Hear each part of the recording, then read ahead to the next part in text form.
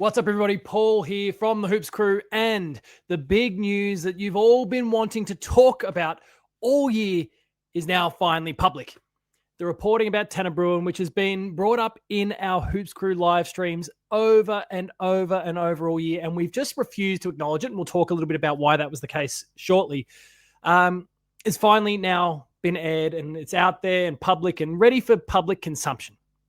Tanner Bruhn, firstly, is allowed to play football again. Let's start with the news here and kind of talk about what's actually gone on. A sexual assault charge against Tanner Bruhn has been dropped after the witness has admitted to lying. Now, there's a whole lot more that we want to talk about this, and I guess the main thing here that we'll hone in on is the actual charge itself and why we've been silent this entire time. So before we talk about the story itself, the thing that has been lost by so many people when they've been reaching out to us over the course, and some people for the first time, some people repeatedly, sometimes it's social media, sometimes like you'll see the club and the AFL get questioned by the public, and there was just never any acknowledgement of the questioning, is because there was a suppression order in place.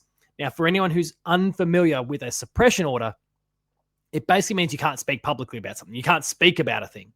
Otherwise, you open up a legal can of worms, and it was something that we weren't willing to engage with over the course of the year, take the risk in case it blows up.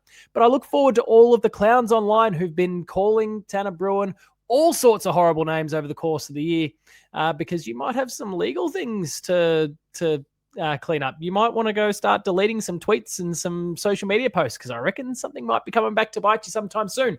But let's get into the story here. Reading from the Herald Sun. Dodge the paywall, suckers. Geelong midfielder Tanner Bruhn has had sexual assault charges dropped after a key witness sensationally admitted to lying. The Herald Sun can reveal, but so does a million different outlets, the Cats' young gun has been absent from the field for more than a year because he was fighting allegations of the R word. I don't want to say it because YouTube will sometimes pick it up and demonetize us for it. A suppression order over the court case had been prohibited. A suppression order over the court case had prohibited revealing Bruhn's identity and any links to the AFL, even though obviously it was fairly common knowledge it couldn't be spoken about publicly. But it was lifted in the Geelong Magistrates Court on Tuesday after the Office of Public Prosecutions was forced to withdraw the case against him. In a scathing statement issued on Tuesday, Bruhn's lawyer, Anna Bulmer, said she had endured a nightmare over the false claims and wanted those responsible for the false allegations held to account. Tanner is innocent. He was falsely accused of these crimes, Miss Bulmer said. Whilst he's thankful that the court process has vindicated him, he's understandably upset that he's had to go through a court process at all and that it took a year to get here. Tanner wants to see those responsible for making these false allegations held to account. We should all hope that Victoria Police properly investigate what appears to be an attempt to pervert the course of justice by at least one, if not two, prosecution witnesses. The last year of Tanner's life has been horrible. Tanner is grateful for the support he's received from his family and friends, his football club, the AFL Players Association, and his manager, Paul Connors. Tanner wants to put this nightmare behind him and get on with playing football. He's hopeful for the future and looking forward to getting back to doing what he loves. And this is huge. There's a lot of data out there about sexual assault scenarios, cases, and the minuscule percentage, 1%, I think, where it actually turns out that the person did nothing wrong. And allegedly, in this case, Tanner Bruhn has done nothing wrong. It's been thrown out. There's been lying involved. There's been some sort of, he's been a target here, and it's been proven to all be false. And so Tanner can now get back to living his life the way he always could and should. But unfortunately for him, this is always going to be something that sticks now. There are dickheads online who will continue to harass him via social media. There are people who are going to boo him at the football. There are people who, despite what the court has said, are going to believe that there is something dodgy going on because everything's a conspiracy these days. Are going to think something dodgy has gone on and are going to boo him and say horrible things to him, and his family's going to hear it, and his friends are going to hear it, and he's going to hear it, and his teammates are going to hear it, and it's going to be horrific for a few years to come, I think. And it's just awful, not to mention that the thing he loves the most is playing football. The thing that earns him his income is football, and he's been prohibited from playing for an entire 12-month block. That has a huge impact on your ability to make it in this game, a large stint away from football, there's a lot that can change in this game. And he's close to his prime when it comes to fitness. And he's just not been able to deliver anything. His income has been hit because who knows what sort of season he might have had this year. He could have exploded this year alongside Bailey Smith and Max Holmes, and we never got to see it. For the Geelong Football Club, we might have gone on to win a flag with him. I don't think so because we didn't present ourselves very well in that grand final, but it could have been a totally different story. And all because allegedly someone lied, or multiple people have lied. There's been, I think as the wording was, there's been a perversion of justice. And I feel really sorry for Tanner and his family and friends for this, and the football club for this. It's awful. But we'll read on. Top criminal barrister,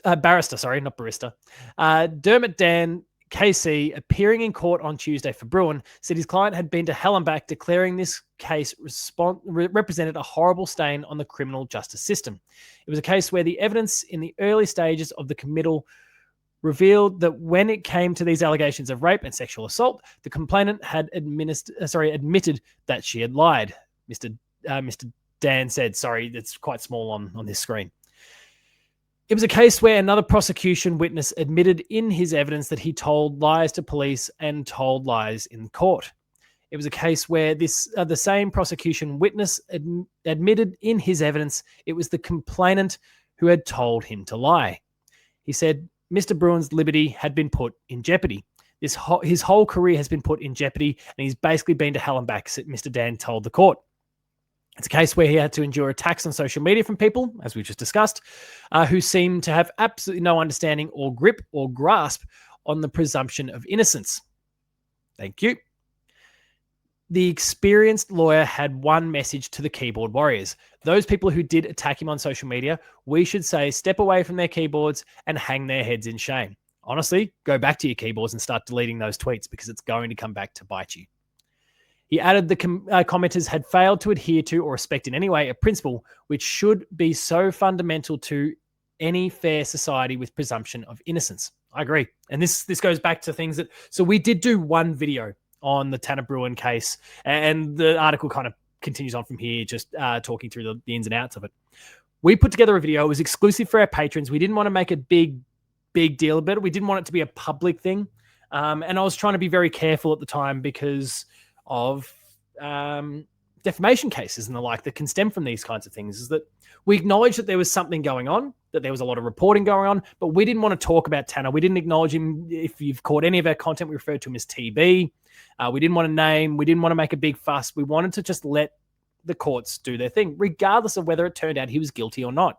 Let the courts do what the courts are designed to do, especially when it was clear that there's a suppression order in play. You don't break those.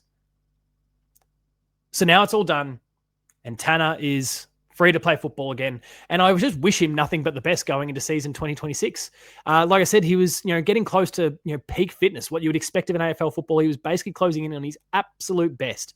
And he's 23 as of now, and I hope that his 24th year is a hugely successful one in the blue and white hoops. He's going to get to line up in the midfield alongside Bailey Smith and Max Holmes and Tom Atkins and a suite of other amazing young players for many, many years to come. And I hope that this hasn't derailed his on-field football, that he can get back to the training track, smash himself into the ground over the course of this preseason, get himself cherry ripe, and absolutely have a blinder in 2026.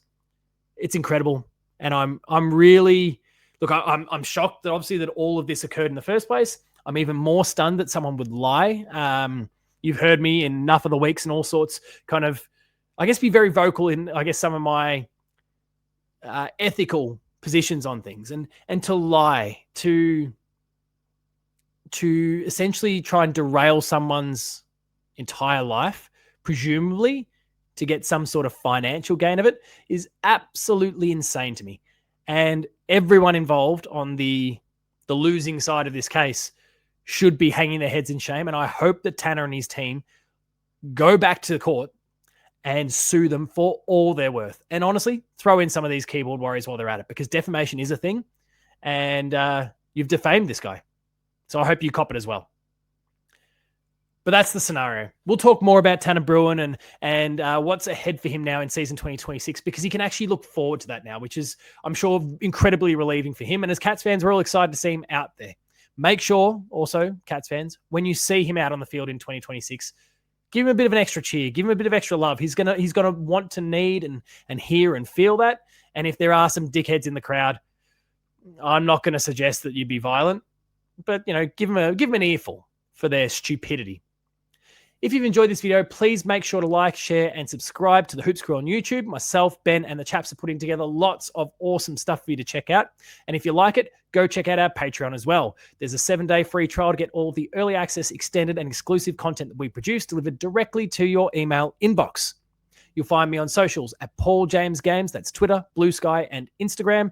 The Hoops Crew you'll find at the Hoops Crew. And until next time, Tanner, it's good to have you back. Remain Geelong strong, everyone, and I'll see you later.